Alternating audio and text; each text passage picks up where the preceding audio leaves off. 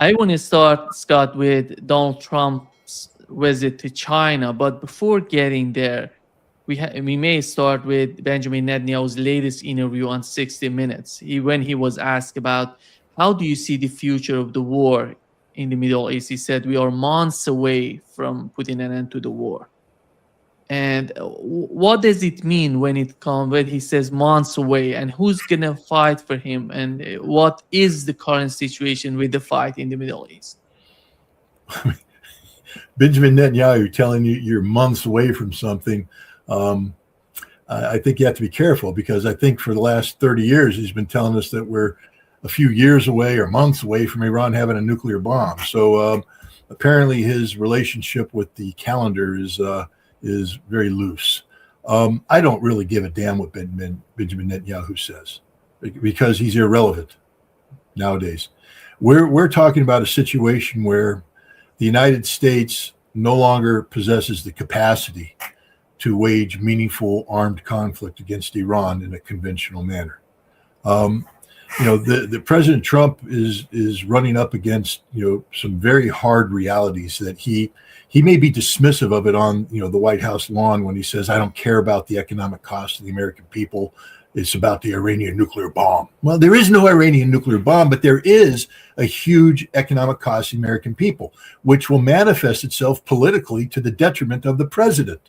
And Benjamin Netanyahu needs to understand, as most Israelis do, that the moment you screw around with the American economy and you're on the wrong side of that equation, as in you're the one responsible for the downward slide and you're not affiliated with the upward recovery, you're the problem, not the solution. And right now, Israel is very much the problem, very much the problem. Israel can do nothing without the United States. And right now, we're looking at Israel's support in the United States plummeting. 60% of the American population apparently is not inclined to be favorably supportive of Israel. Benjamin Netanyahu just slightly, 59%. But I think the margin of error might put him over on either, But the point is, no one cares what he says anymore, because his words are irrelevant. I mean, yes, Israel is a troublemaker. Yes, Israel will cause trouble. But the idea that Israel is now the driver in the seat, no. And I would also, you brought up China, and now you brought up Israel. You and I think others understand the role Israel played in fomenting this conflict. Netanyahu and his Mossad director went to the White House on February 11th and sold the president a bill of goods. And there we are. Now we're at war. The president now is holding a bag of crap. I mean, all the honey and roses that are supposed to come out of this conflict, no, it's turned into be just 100% cat shit, and it smells horrible. And the president doesn't know what to do. Israel's not the solution. It's the problem now. And Netanyahu's out of the driver's seat. But the other thing people need to realize is that there was a larger agenda at play here than just a greater Israel. Yes, that appeases a certain Zionistic element that has seized control of American foreign policy making and, has heavy influence in the deep state. But Trump is playing a bigger game, a game of global domination.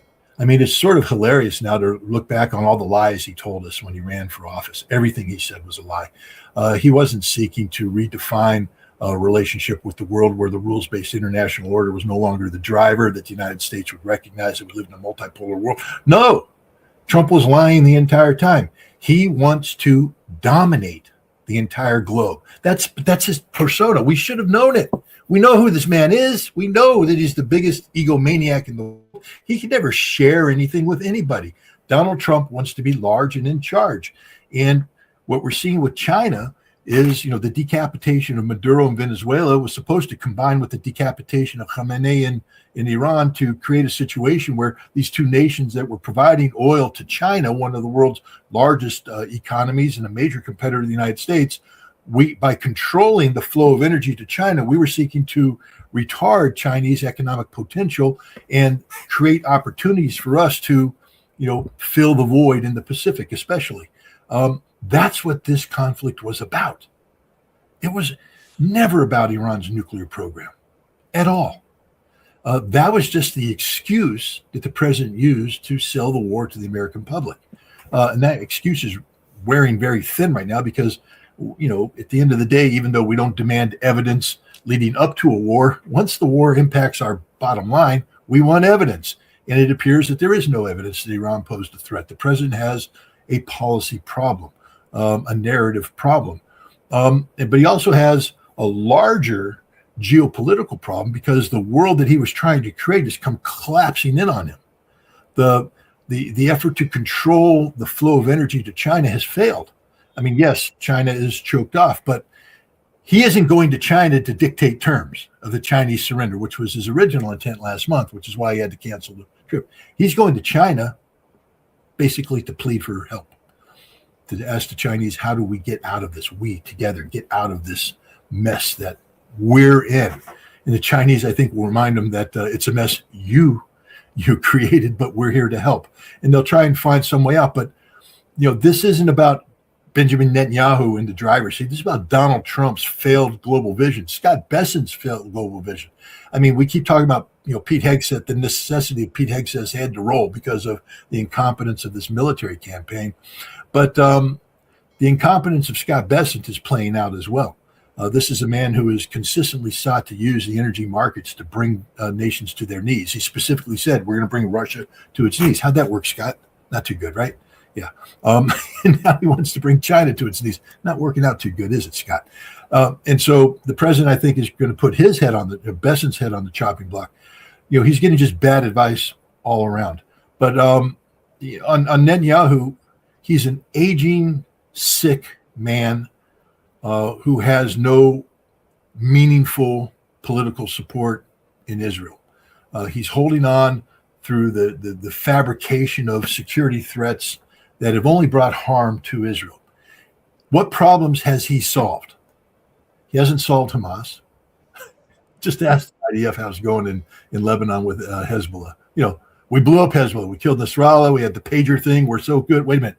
Why are Israeli soldiers dying by the bushelful every day? Oh, because Hezbollah is alive and well in fighting and winning. They haven't solved the Syria problem. That is a very big issue. They have a new problem in the way of Turkey, ascendant. And then Iran was supposed to be decapitated, terminated. It's there. And its support for Hezbollah is growing. The linkage that was thought to have been broken when Syria collapsed has now been, reestablished. And Iran also has a very strong ally with Ansarallah in Yemen. It's not just the Strait of Hormuz Iran gets to choke off, but they can shut down the Bab el-Mandeb Strait as well anytime they want to. So it's not Netanyahu that's in the driver's seat. I think there's a Chinese professor out there talking about Israel winning the whole world. I think the guy's smoking dope because Israel's winning nothing right now. Their military has been exposed as having severe limitations. Air power was supposed to be the trump card for Israel. Well, the trump card in this conflict has been Iran's ballistic missile program, which apparently neither Israel nor the United States effectively retarded. The CIA is saying that they got up to 90% back up and running. Iraqi, who I believe more than the CIA, says it's 120%. And probably that number's gone up because he made that statement last week. What he's saying is we have reconstituted the totality of our ballistic missile force, and we've been building new missiles, so we're stronger today than we were when the conflict actually started. That tells me that Israel and the United States are on the losing end of this equation. The United States is now having a debate internally about what we got left. According to Senator Mark Kelly, we ain't got nothing left. That's according to the Pentagon classified briefing. Now, people are mad because he's telling the truth. They didn't want the truth to be out because they wanted to lie to the American people in the world and project a sense of strength that doesn't exist. But we don't have sufficient quantities of long-range standoff weapons. We burned through the arsenal. We're now unable to even pretend to think we can go to war with China.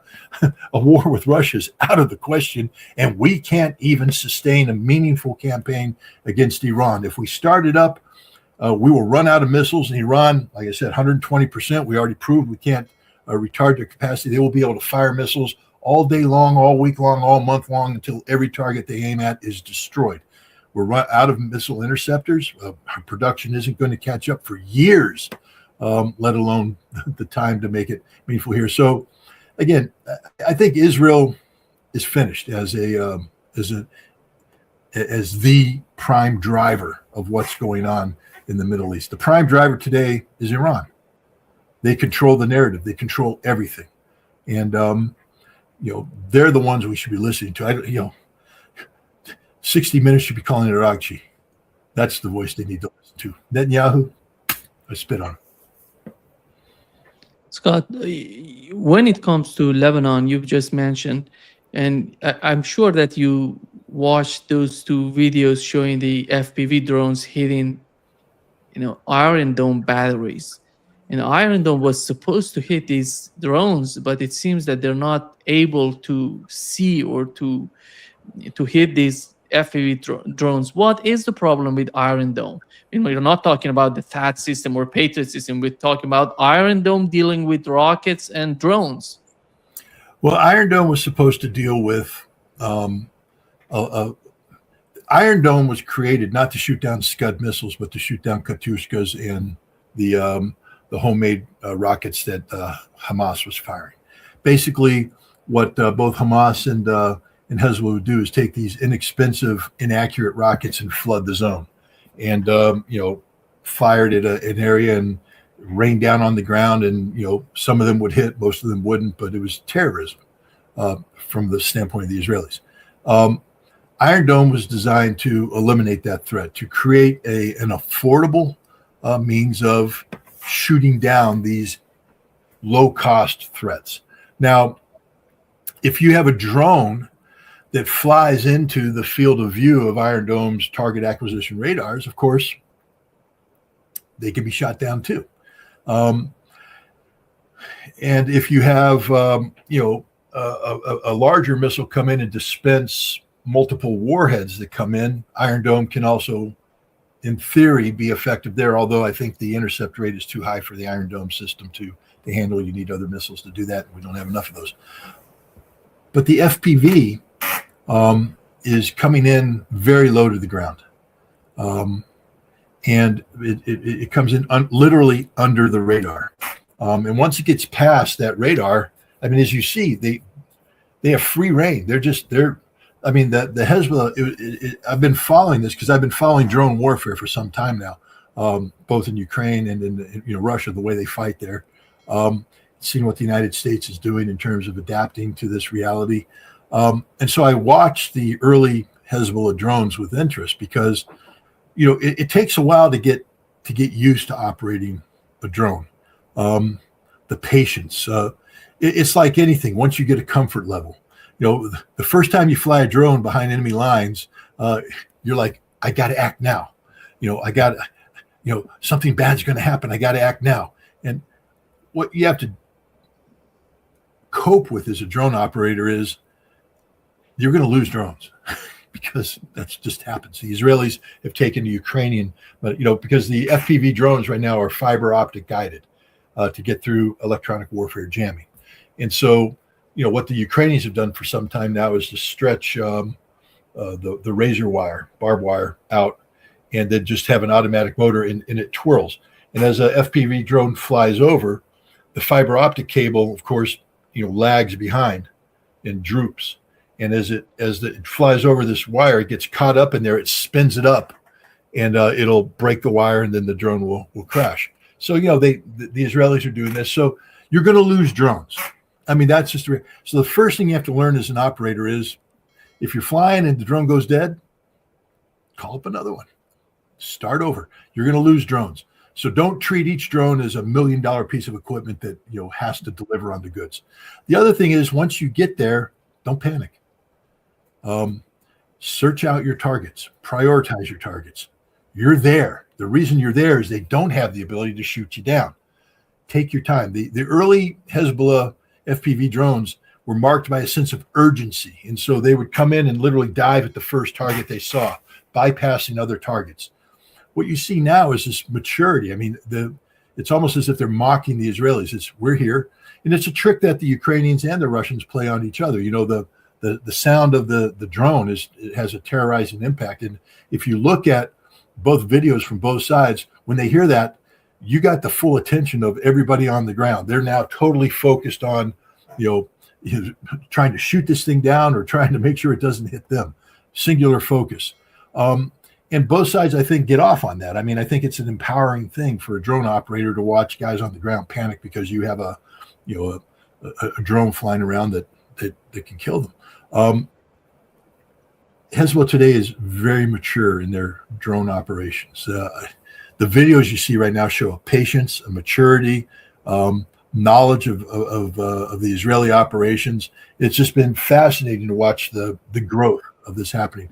The Hezbollah has become a very sophisticated operator of FPV drones, which, as we're seeing, are some of the most impactful weapons on the battlefield today. Because the Israelis, it's the same thing that happens.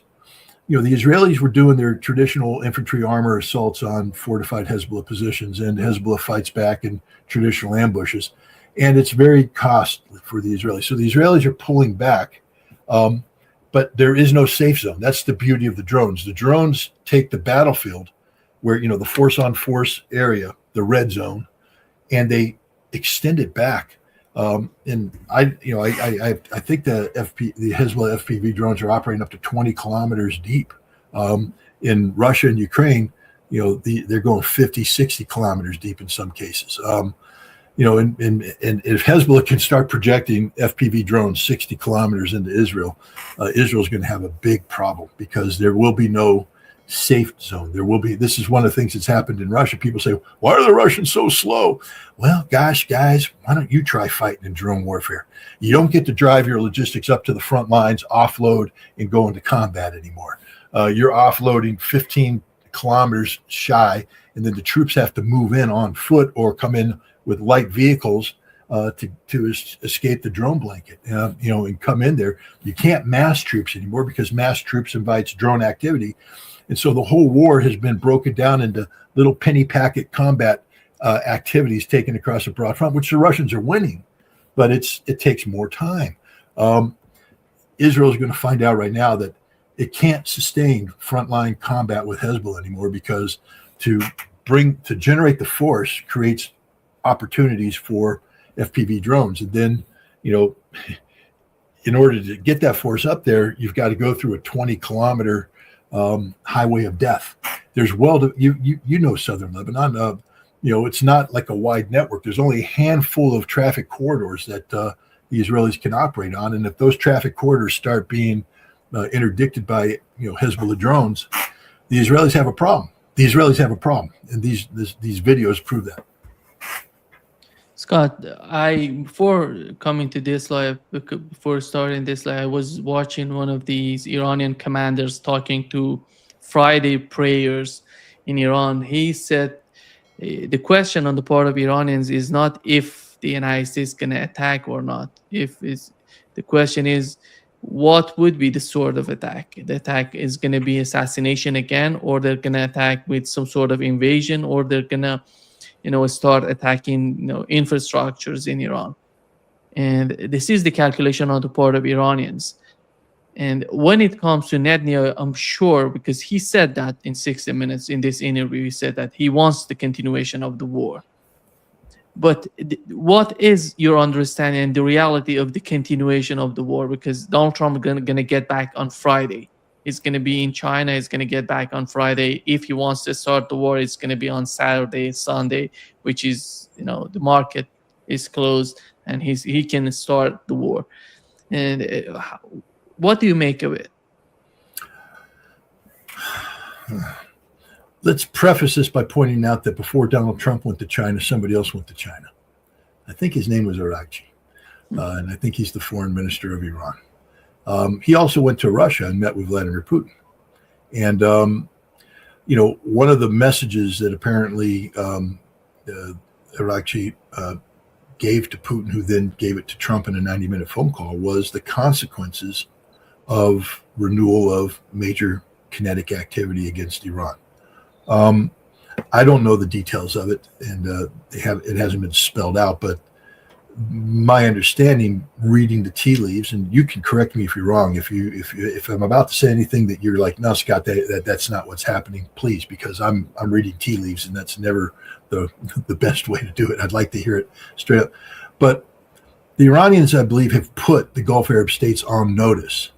Kuwait, Bahrain, Qatar, United Arab Emirates, and Saudi Arabia, that their major energy producing infrastructure will be eradicated on day one if the United States begins that. So right off the bat, Iran has said we're eliminating energy production capability in the Gulf Arab states if the United States strikes our energy targets. So there's that. Now we have an additional thing. I think the Iranians are also saying we can cut the internet for the for the Gulf Arab states. We can cut these cables anytime we want to, and they've deployed submarines to that effect, the small Gwadar class submarines. So there's that. Iran can hit desalination plants, eliminate the water production capacity of the Gulf Arab states as we're getting into the hot months with no rainfall. There's that. I think Iraqi told this to the Chinese as well.